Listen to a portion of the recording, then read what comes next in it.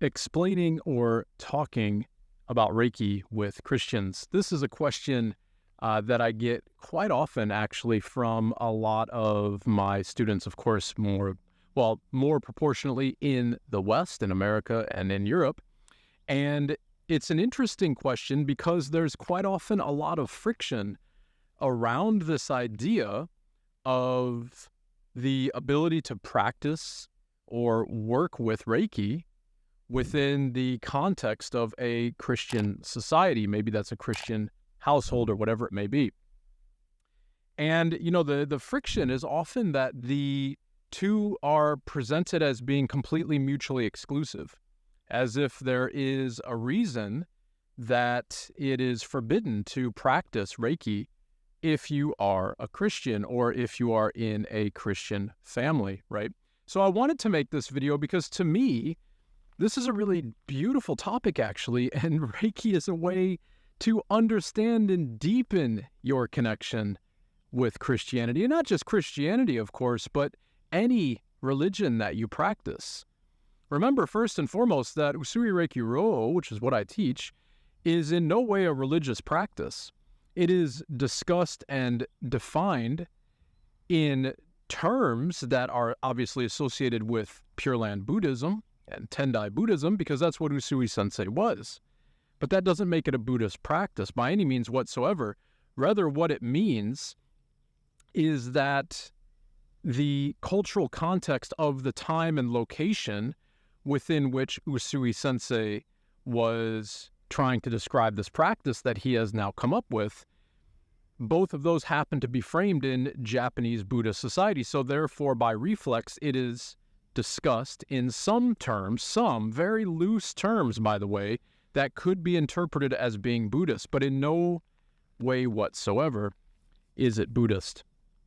It's very nice to be coming to every one of you, by the way, from the aquarium that is Hong Kong, as you can see behind me. I love it being back here. I'm just back here now after about 10 days. It's nice to be back, and I'm really, really excited about my upcoming pilgrimage in Japan as well, which is coming in April. But I digress. The point of this video is all about the idea of how to discuss and how to marry the practice of Reiki to the kind of ethos of Christianity.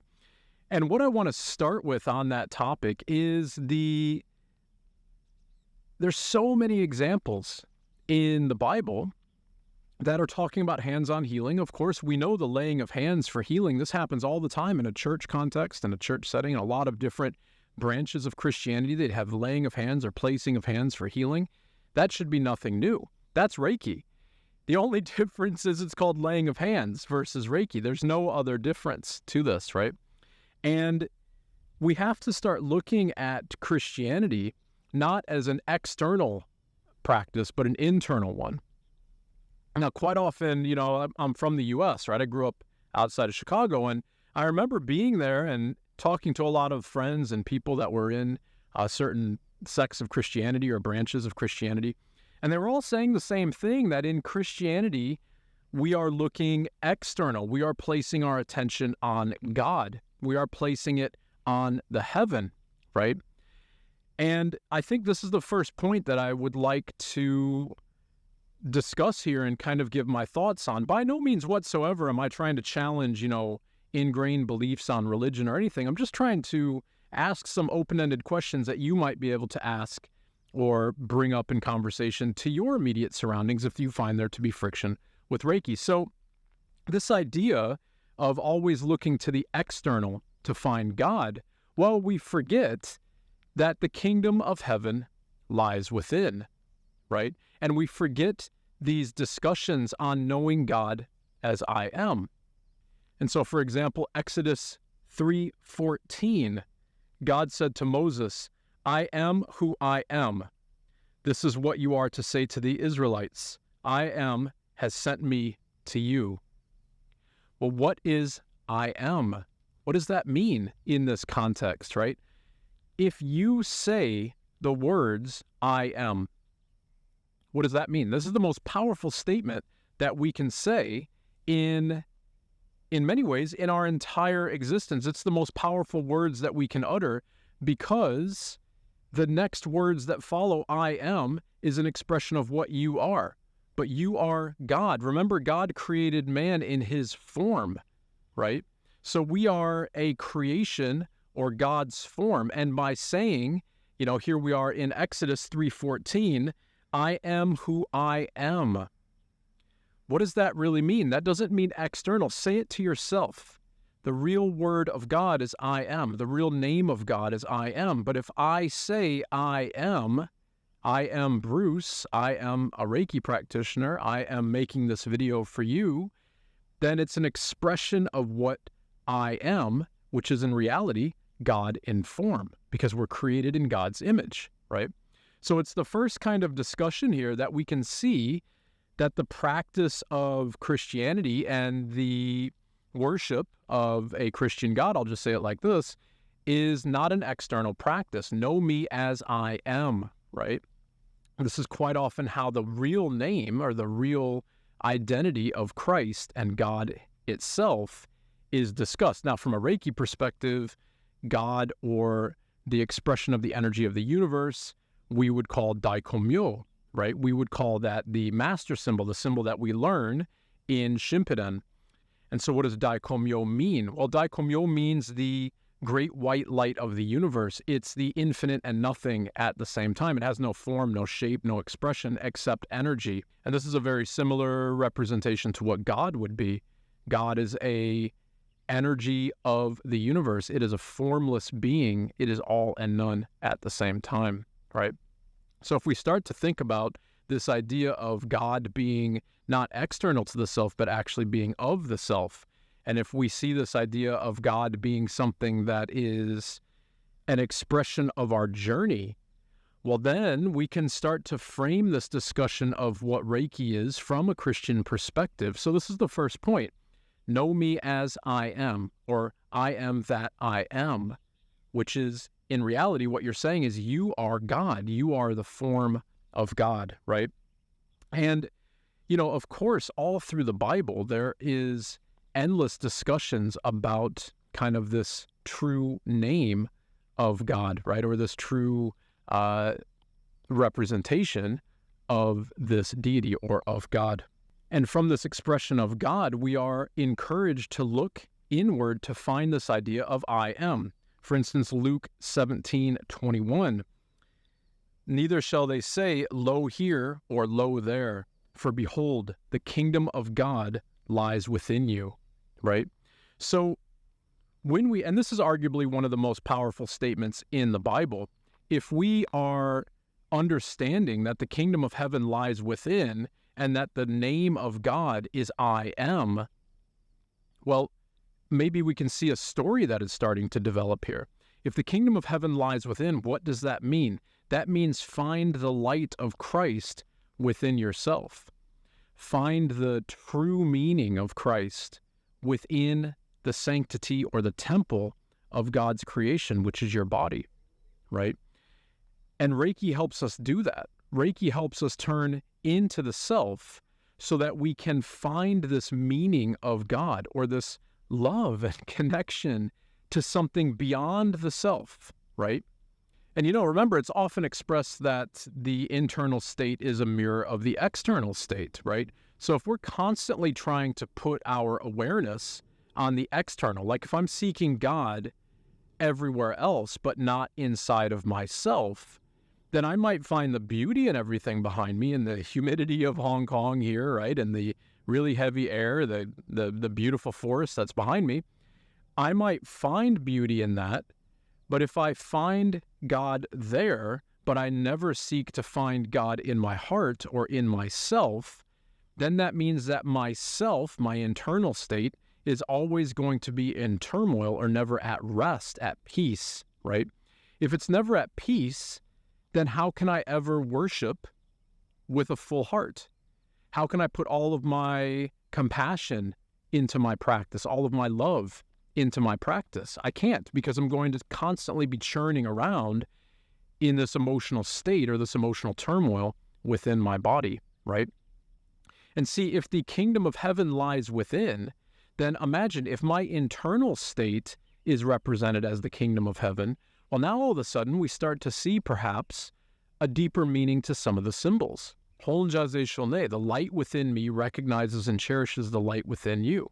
This is quite often discussed as the distance Reiki symbol, or the symbol that needs to be evoked in order to send Reiki to somebody else or to over time and space.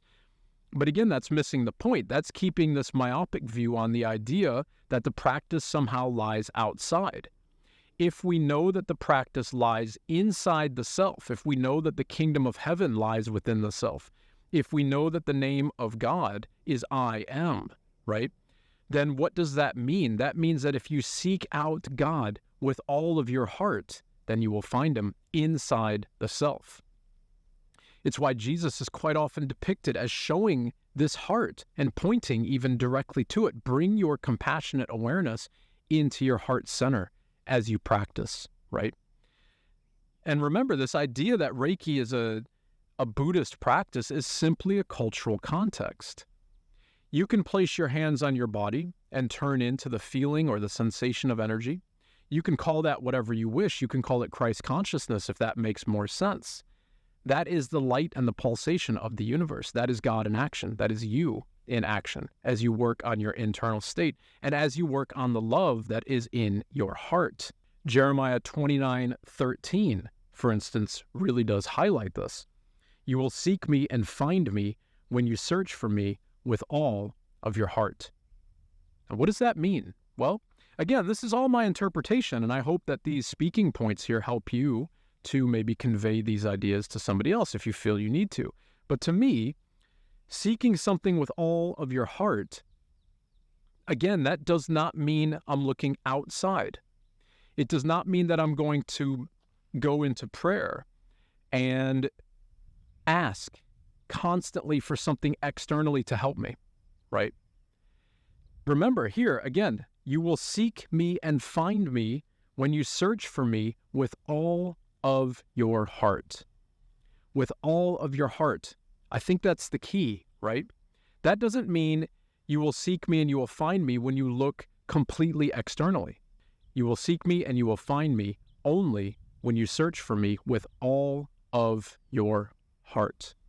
Turn into the heart, into the kingdom of heaven which lies within. Find that you are in the image of God. Know me as I am, the true name of God, which is you in form, right? So if we seek with all of our heart, then our attention can't be external. It has to be internal. Even when we pray, prayer in its traditional sense is this idea that we are going to go into a communion with God and ask maybe for forgiveness or for aid or for help on our journey or whatever it might be. If we keep asking, though, externally, then we're never doing the work internally, right? We're never going to find God if we don't find it in our full heart, inside the self, right? That's like bowing in Gassho. When we bow in Gassho, we put our hands in prayer over the heart center and we draw our awareness into the heart center itself. We do this so that we find, from a Reiki perspective, we're doing this so that we find stillness in the mind and the body and that our attention is drawn into the heart center. The heart represents love, right? And so it means that we are moving away from the tumultuous nature of our mind and the physical attachments of our body, and we are trying to turn in to our heart, into our center of love, so that we can seek fully a connection with God by finding it in our full heart, right? When we start to approach the idea of Reiki and Christianity from just these few examples, and I'm going to give many more here, it kind of begs this question then, why is it that the practice of Western Christianity, and again, I'm speaking in generalities here, but why is it that a lot of these practices are fully on the external? Why is it that I had people that were telling me things like, we never look inside, we only look outside? Maybe it's too difficult to look inside. Maybe it's too scary, or maybe it's so much easier to put the mantle of change and development, spiritual development and everything else, the onus of that onto the pastor or the priest of the church or whatever it might be, or onto something external. But as long as we look externally, we will never find peace internally in the kingdom of heaven, which lies within, right? So why shy away from that? Why run away from that? Why turn away from that? Turn into the self, turn inside the self, and seek the real meaning of God, right? Seek I am, right? Seek out the meaning of those two incredibly powerful words to find the kingdom of heaven that lies within. Acts 17:27 further highlights this, that they would seek God if perhaps they might grope for him and find him, though he is not far from each one of us, right? What does that mean? This idea that he is not far from any one of us. It's not on the external. It's look here, search, feel, examine, investigate the self, turn inside the self, find daikomyo, the light of the Buddha, the Christ consciousness within yourself, right? And as we do that, we can unlock that space within. Proverbs 8:17 continues to highlight this. I love those who love me, and those who diligently seek me will find me. Well, read that line to yourself, right? Look at how it's reflexive back onto me. If I said, let's say that I'm not talking about this from a Bible verse perspective at all. Let me just say that first line in context and reference to myself, as if I'm projecting it to the world, right? I love those, I meaning Bruce, the idea of Bruce, love those who love me. Okay, so I love those who love me. It's reflexive back onto myself, right? Well, what is me? I is the ego, right? And me is something deeper than the ego in many ways. Me is something deeper into the self, right? And as it continues to say, those who diligently seek me will find me. And this is what I think is the further understanding of this phrase, me, because it says, those who diligently seek me will find me. Well, what does me mean? What does this mean when I put it in my context? It's not I, but it's I without the ego. I am. Notice the name of God is not I am something, right? It's simply I am that I am. So see, this idea of I am that I am, that just continues to cycle around on itself infinitely. If I said something like I am Bruce, well, Bruce has given the energy of the universe, of the creation of God, a form. It's given it a meaning. It's given it a shape. It's given it a context that is speaking to you right now. If I continue to say, however, I am that I am, that I am, that I am, that I am, there's no frame to that. There's no context to that. And it starts to take away some of the meaning, again, in my opinion, of the I, and it brings it to this idea of what does it mean to those who seek me out diligently will find me. What does that mean? That's the internal state of the self, because the diligently sought after state of being is God, right? And we can't seek things diligently if we're constantly looking on the outside. Now, again, you might find meaning on the outside. You might find meaning in the church. You might find meaning in the crucified Christ, for instance, as you pray. But what does that kind of evolve into? What is that aspect evolved into? For many people, and I would imagine this is going to resonate, it evolves not into this idea of I as Bruce am praying to you as Christ, but as we pray diligently and seek diligently the meaning in our prayer, the separation between Bruce and Christ, it starts to blur. It starts to evaporate. We start to merge. We start to feel as one, right? Now, what evidence do we have of this? This happens all the time. And if you've done it, then this will resonate with you. The next time you're in a church and you're praying, don't pray at the crucified Christ or at the Virgin, right? Pray into the eyes. Look deeply into the eyes. Look deep enough that the meaning of what you're looking at starts to fade. And we may start to notice that there's this very beautiful initial separation, because this is our turmoil, right? If I believe that I'm separated from the kingdom of heaven that lies within, if I believe that I am somehow not God in form, even though that's specifically what God says, that we are created in his image, right? If I believe all of that, then that means that I'm locked in my attachments and my suffering. However, as I pray diligently into the eyes of the Virgin Mary or the crucified Christ, then what happens as that starts to evaporate away? As that veil between the self and the external starts to fade, the external becomes the internal and the internal becomes the external. So I start to merge into an understanding that I am Christ, right? That I am already the image of God, because we are the image of God. And so there's no need for any friction here, and there's no need for there to be any feeling that there is an assault on personal belief or personal thought. This is not the antithesis to Christian beliefs. Rather, it is a path directly in to the heart of Christ, to the compassion of Christ. Now, remember this idea here of praying to the Virgin or praying to the crucified Christ.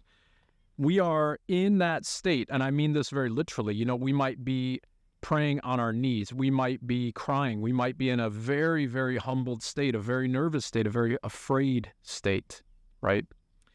And think about how we progress through that state into the merging between the self and Christ or the Virgin or the energy of the universe, whatever you would like to call it.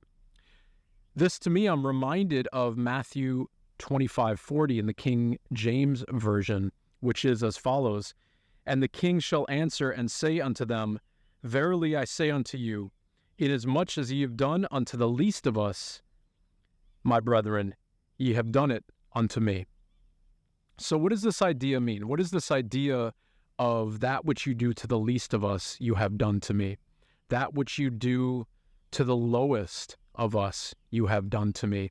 Well, again, these are all my interpretations of this, but let's take it at face value and go through what we've built on this video so far. If we recognize that the kingdom of heaven lies within, if we seek out the meaning of God or our relationship to God diligently with all of our being, all of our heart, if we know that the true name of God is I am that I am, right? And if we work with that diligently and we start to see the meaning of I am that I am, starting to pull away from the egotistical I into the union of me meaning the physical body and the spiritual body, right? Well, what is it that and again, we say this literally from my perspective, that which you do to the least of us, so do you do unto me, okay? Well, imagine if you're bowing in prayer. That might be you as the least of us, right? Imagine if you are walking through, a crowded city and you see somebody who is suffering and you help them, you help pick them up. That you might view them as the least of us. But I think that this misses the point, because this is still on the external world. And we're still engaging in an exchange here. We're still engaging in an action that is, I'm going to help, maybe just to be a good person, hopefully. But there's an exchange, right? What if the least of us means something inside the self? What if that means your darkest fear, your biggest trauma, the thing that you're holding on to the most? What if it means the page in your book that you don't really want to investigate, right? That to me is the least of us, okay? Because us here is plural, but each and every one of us is in the image of God, and each and every one of us is I am that I am. So us means me, right? So that which you do unto the least aspect of me, so do you do unto me. This is how I interpret it. This is how I look at it. We are not separated. You and I, the entire world, your pastor at your church, the universal energy, Christ, the Virgin Mary, we are all the same energy. We are all Reiki. We are all Daikomyo, right? Or Christ consciousness. So that means that this phrase us has to just mean me, because me and us are the same thing, right? We are the universe together. So that which I do unto the least aspect of myself, the darkest aspect of myself, the most hurt aspect of myself, so do I do unto the holiest aspect of myself. And that's the only way that we can seek diligently the kingdom of heaven that lies within with all of our heart. Because if we seek diligently a clean and pure state inside of the self, right, then that means we have to diligently seek every single thing that we don't want to look at with ourselves. We have to go into the darkness that's inside and shine the light of the compassionate Christ into that darkness. We have to be in that space fully and totally, not the external world, right? Not the external savior, not the external pastor, not the external guide, not the external teacher. At some point, you have to do it. At some point, your prayer to the external crucified Christ or the statue of the Virgin or whatever it might be, at some point that prayer has to start to lose its meaning in terms of the separation between you and it. And you have to see that that is you, right? So as you turn into the self in this way, then you are going into your lowest space. It's not that your heart is the kingdom of Christ. It's your entire physical being is the kingdom of heaven, right? This entire physical world is the mirror of the kingdom of heaven that is within you. So we go to that depth of that darkness to heal it. And there's so many other examples, of course, that allude to this idea of healing. At the beginning of the video, I was talking about the laying of hands, right? Now, Luke 4:40 talks specifically about this. When the sun was setting, all those who had any that were sick with various diseases brought them to him, and he laid his hands on every one of them and healed them. Okay. Well, again, what's going on here? Let's take, again, this is my interpretation, but let's take that at face value. Let's say that there is really a Jesus who is walking around and healing people with touch, right? Much the same as Usui Sensei was, much the same as you do in your Reiki practices and I do as my Reiki practice. When we place our hands on the body, we heal. But think about it like this. If somebody that you knew came to you, like let's say somebody of the grandeur of Christ, the embodiment of Christ, the embodiment of the holiest being in human form that we can possibly have. Or you can say that's the Buddha or Allah or whatever. It doesn't make any difference, whatever resonates with you. If the personification of that purity came into your room, into your session, your Reiki session, and you were laying on the table, you might feel so much love and compassion from this individual that it supersedes your sickness. Our sicknesses are just simply forms of attachment and negativity or suffering within the body. This is the basis of Chinese medicine, right? And it's the basis of how Reiki heals. I can't heal somebody else. They have to find the ability to heal in themselves, right? And here's what I mean by that. I know that might sound contradictory to what I just read, and it's not, in my opinion. See, if my belief in myself is that I am sick, well, remember the meaning of God, the name of God, I am that I am. If I say something like I am sick, that doesn't make sense. That's like saying God is sick or Daikomyo is sick. The energy of the universe can't be sick, right? So if I'm presenting with this idea about myself that I am sick, well, what am I really saying? It means that I'm attaching to a story, right? And because I'm attached to that suffering and I'm attached to that story and I don't want to let go of it, I don't want to look inside enough to replace it with the love and the compassion of the heart of Christ, that means I'm still going to suffer, right? However, if I believe enough in the ability of this individual to heal me because they are the personification of Christ itself, the energy of the universe, right? If I believe that wholeheartedly from that individual who's coming to work on me, then my belief in my illness and my attachment to the illness inside myself is superseded by my belief in the love and the compassion of this person whom I believe is Christ, right? So therefore, we see a miracle happen. The miracle is not that Christ touched the person and healed them. The miracle is that the person, even if for a split second, was able to look inside themselves and let go of their attachment, to let go of their suffering, because Christ is already inside all of us. The energy of the universe is already inside all of us. So if I simply get out of the way of the movement of that energy, then that will move itself. The blockage or the ailment or the suffering that I'm holding on to will simply leave the body, because everything flows, everything moves, right? Nothing is static. And of course, there's so many ideas of this, of laying of hands and so on. And that might be the only talking point that you need. There is no difference between Reiki and the laying of hands, right? Well, there is. There's a big difference, I would say, because in the practice of laying of hands, there's probably going to be an external focus, right? This idea that somebody is going to channel God or whatever it might be for that session. And that's a big difference. Reiki is all about quieting down the self. It's all about quieting down the internal space so that we can feel Daikomyo, we can feel the energy of the universe, which is Christ consciousness, and we can feel that with all of our heart. And see, if we feel that with all of our heart, then that means that we have sought out the love of Christ diligently with our heart center. It means that we have brought that energy of life, of love and compassion, the energy of the universe, into the least of us, right?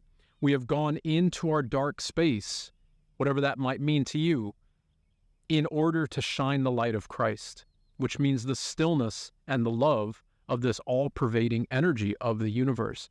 It means that we have recognized the meaning of Christ as I am that I am. It means that we have turned inward to find that the kingdom of heaven lies within, right?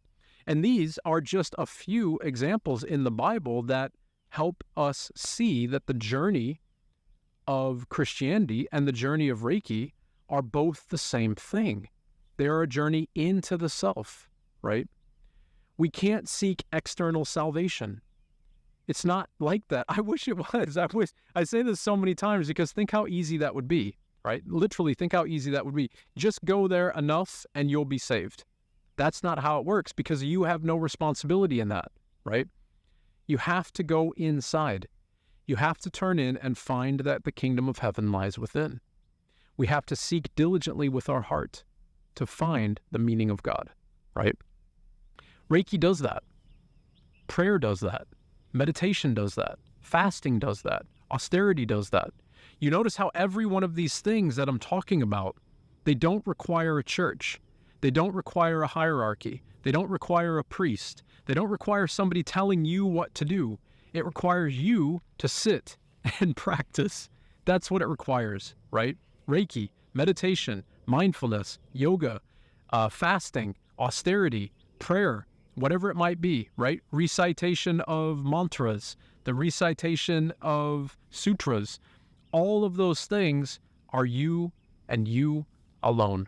Of course, you can do them in groups, but even if you're doing these things in groups, like the recitation of a mantra or a sutra, it's still you, right? You're still the one that's doing it. You're not doing that because everybody else is doing it. You are with everybody else as an individual person, because you hopefully are recognizing that the kingdom of heaven lies within, and that you can recognize that the real name of God is I am that I am.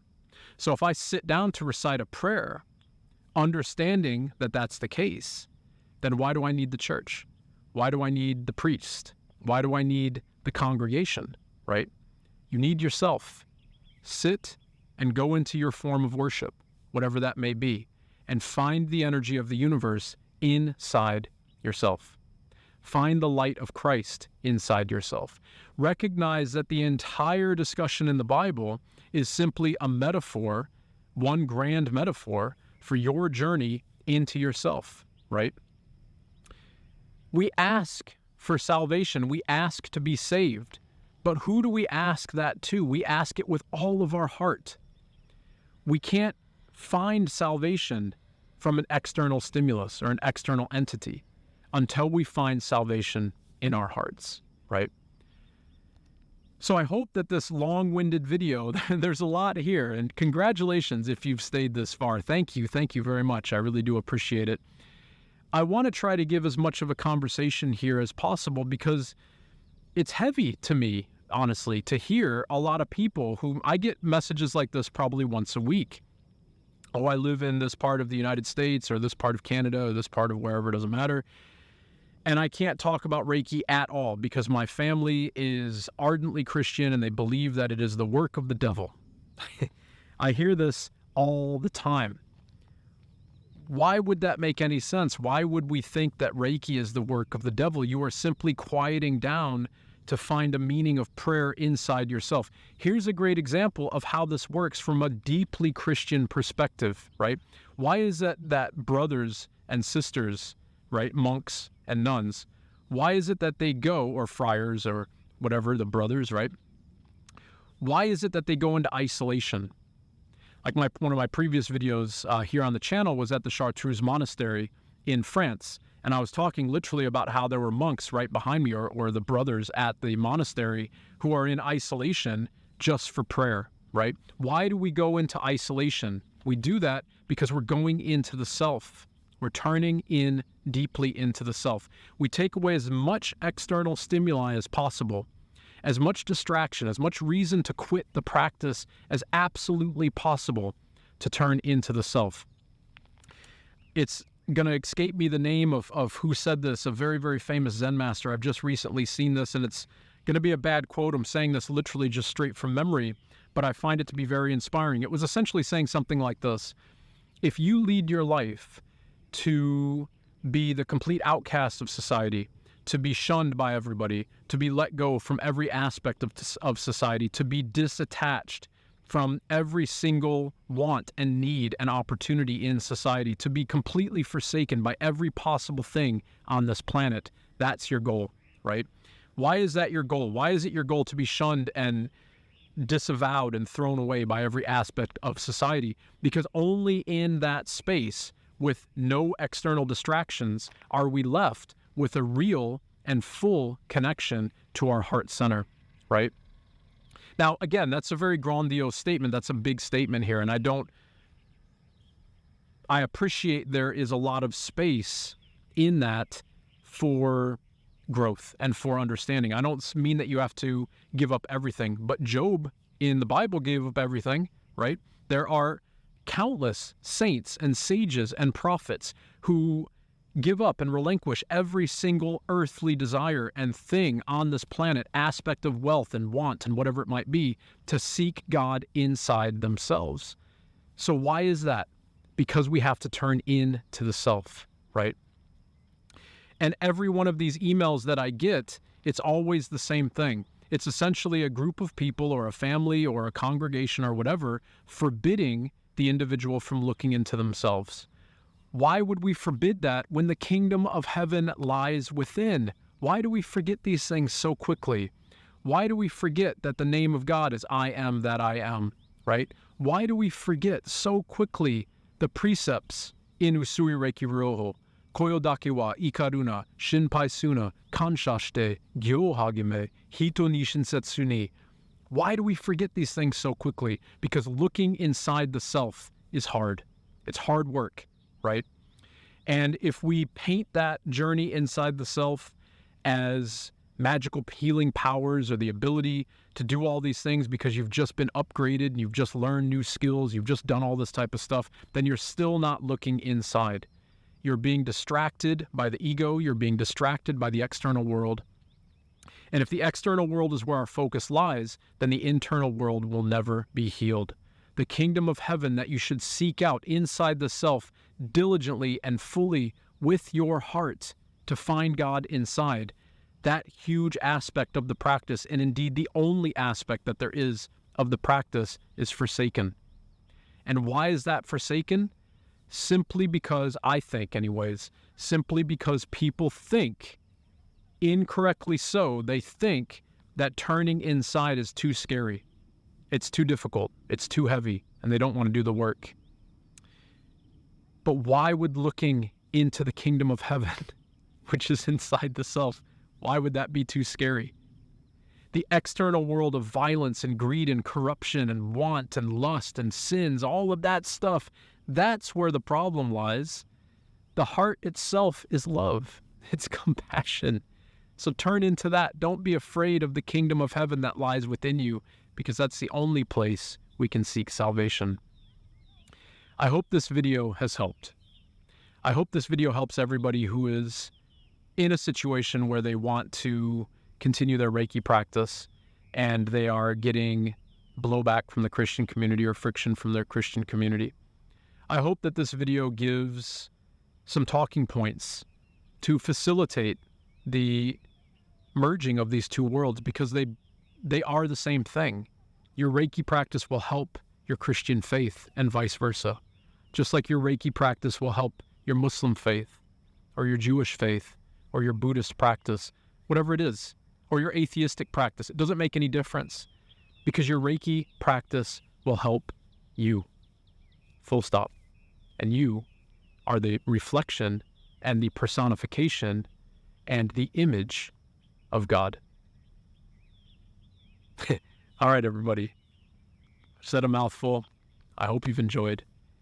I would love to know what you think about this video in the comments below. Please let me know. Please let me know your questions, your thoughts, and thank you so much for the support of the channel here. I do appreciate it, and I do hope it helps your practice. Be well, everybody, and as always, In Gassho to all.